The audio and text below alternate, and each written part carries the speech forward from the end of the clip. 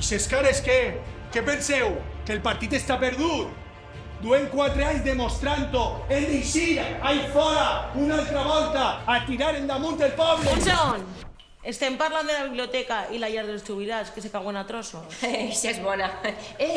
O de fomentar una cultura diversa i per a tots els barris. Això. Anem a anticipar el pla edificant en la renovació de tots els col·legis. I anem a crear espais per als xiquets i les xiquetes i que ho decidisquen ells. Com ha anat el partit? Perdoneu, perdoneu. Però he vingut en transport públic i ja sabeu com funciona. Una hora, Una hora. I anem a impulsar la renovació de l'Horta d'Aldaia, el que seria l'actualització, modernització. I això també, evitar que sigui un abocador i un femer tot el terme municipal, que fa vergonya. ¿Y la cautiva qué? 60 años con un alcantarillado y una luz indignos y rodeados de matorrales y escombros.